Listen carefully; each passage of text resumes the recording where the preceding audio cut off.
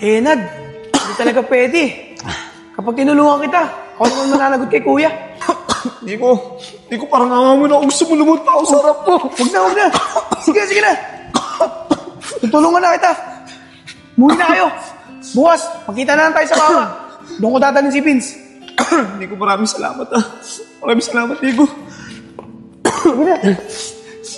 Pero pare, Nico, maraming salamat.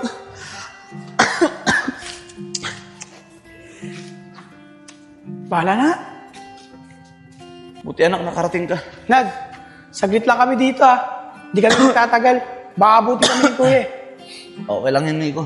Maraming salamat pa rin. Nak, mahal na mahal kita. Katulad ng pagmamahal ko sa nanay mo. Ay, mahal na mahal din po kita.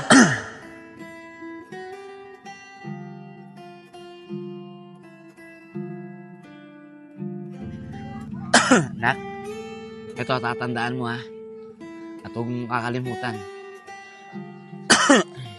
Mawala man ako sa tabi mo, nandito lang ako para sa'yo.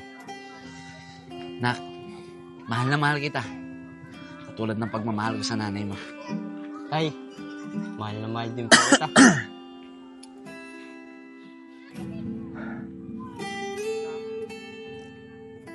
Anong oras na?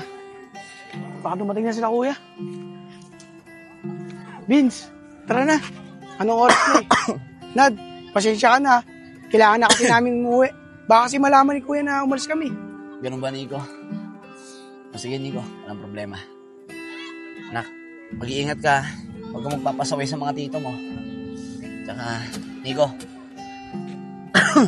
maraming salamat nga pala sa'yo Sana, hindi ito yung huling pagkikita namin ng anak ko. Sige, Nad. Walang problema. Sige na, anak. Uwi na kayo ng tito mo. Mag-iingat ka. Opo, tay. Ingat din po kayo. Sige, anak.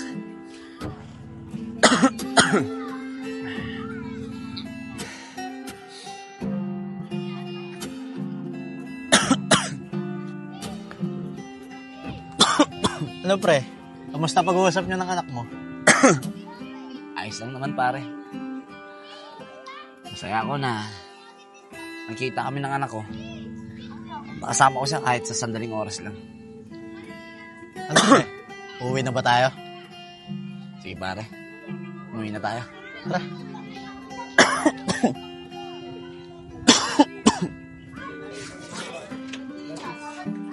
Pagod Ay, ano sila Nico? Nico? Wala sila Nico dito sa kwarto. Tigas talaga ng ulo ni Nico. Hindi marunong makinig. Sinabi ko na bawal lumabas si Vince Sinama pa rin niya si Vince sa labas. Tigas talaga ng ulo niyan. Vince, bilisan mo. Baka mabutan tayo ni kuya. Sige po, Tito.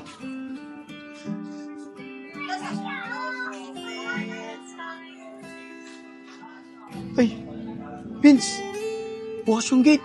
Sigurado ako nandiyan na sila kuya. Yari tayo. Sige na, pumasok na.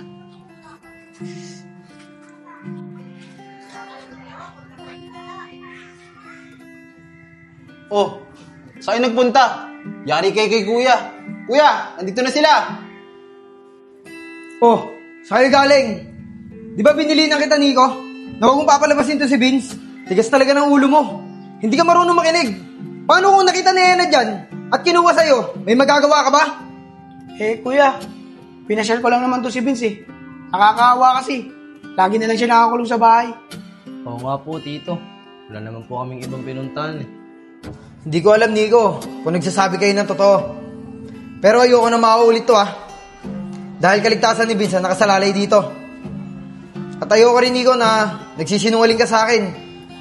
Dahil kapag nangyari yun, baka makalimutan ko na kapatid kita at kung ano pa magawa ko sa'yo. Nagkakaintindihan ba tayo? Oo, kuya. Pasensya na ulit. Hindi na maulit. Tara, Vince. Sige na, pumasok tayo sa loob.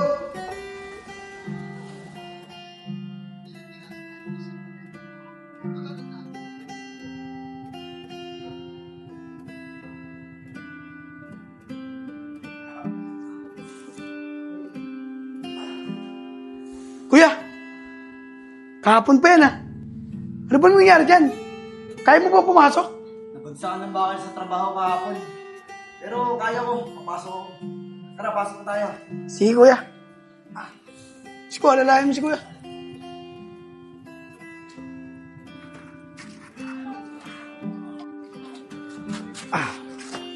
Siya nga pala. Tulog pa ba si Vince? Oo, kuya. Tulog pa. Ganun ba? Huwag na tayo magpaalam eh. Pagkain naman siya dyan eh. Sige na. Isko, lock mo yung gate. Sige kuya, ano bala dito?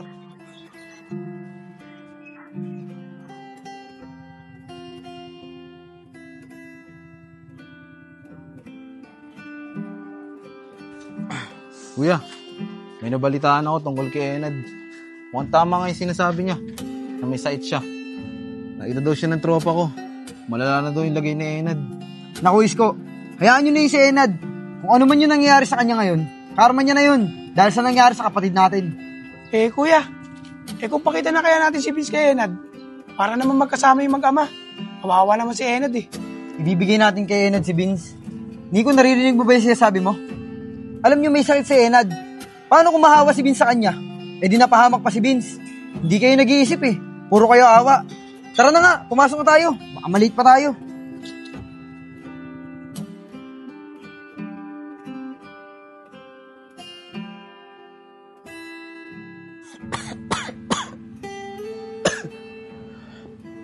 Pare,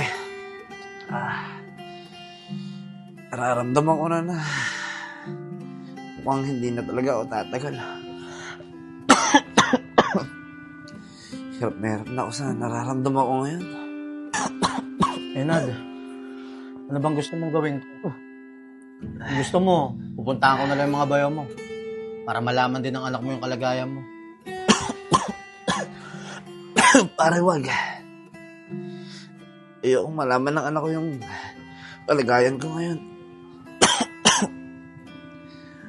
Ayoko rin na makita ko ng anak ko na ganito yung kalagayan ko. Dahil alam ko na masasaktan lang siya pag nakita niya akong ganito. Iiyak lang siya nang iiyak pag nakita niya ako. Para masasaktan lang yung anak ko pag nakita niya ako. Enad, anong gagawin natin yan? Sa lagay na lang ba, pawabayaan na lang kita ng ganyan? Hindi naman pwede yun. Pare, wag na. Okay na. Napakalaki nung naitulong mo sa akin. At nagpapasalamat ako doon. Dahil simula noon pa, hanggang ngayon, hindi mo ako pinabayaan. At hindi mo ako iniwan. Pare, kung darating man yung oras na mawala na ako, gusto ko sana ikaw na lang bahala magpaliwanag sa anak ko kung bakit pumayag ako na iwan niya ako at makasama yung mga tito niya kaysa sa akin. Pare, ikaw nang bahala sa anak ko, ha. Maraming salamat sa lahat ng tulong mo.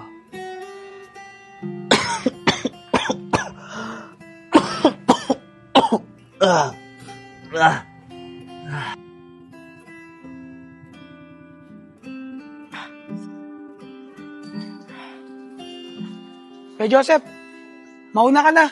May bibili na kami ni Isko sa Alphamart. O sige, una na ako sa bahay. Kuya Joseph. Isko, tara.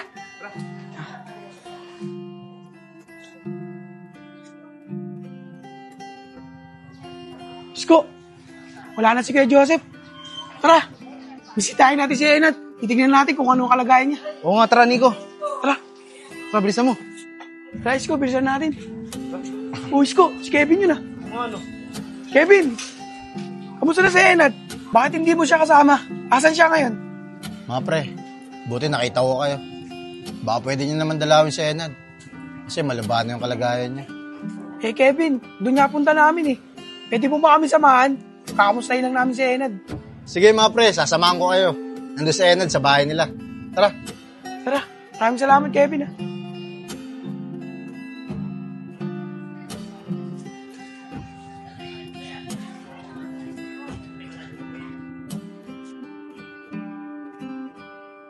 Nad, siya nga pala, may bisita ka. Mga bayaw mo. Nad, kamusta ka? O mga bayaw. Kayo pala. Buti naman at nadalo kayo. Nad, balitaan kasi namin yung sitwasyon mo ngayon. Kaya pinuntahan ka namin agad. Bayaw. Maraming salamat sa pagdalaw ah. Siya nga pala. Kamusta naman yung anak ko? Maraming salamat pala sa maayos na pag-aruga sa kanya. Pero bayaw, sana huwag niyo na lang sabihin sa anak ko yung kalagayan ko ngayon. Ayoko kasi na malungkot siya kapag nalaman niya kung ano yung sitwasyon ko ngayon. Nad, wag mo munang isipin si Vince. Nasa maayos naman nakalagayan yung anak mo eh. Tsaka huwag kang mag-alala. Hindi namin siya papabayaan. Kami nang bahala sa kanya. Oo nga, Nad.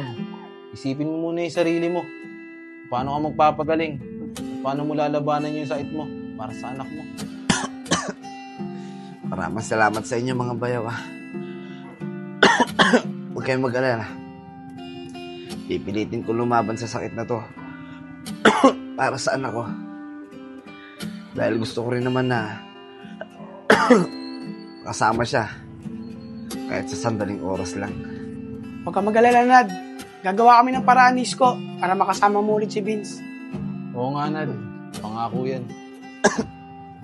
Maraming salamat sa inyo mga bayaw.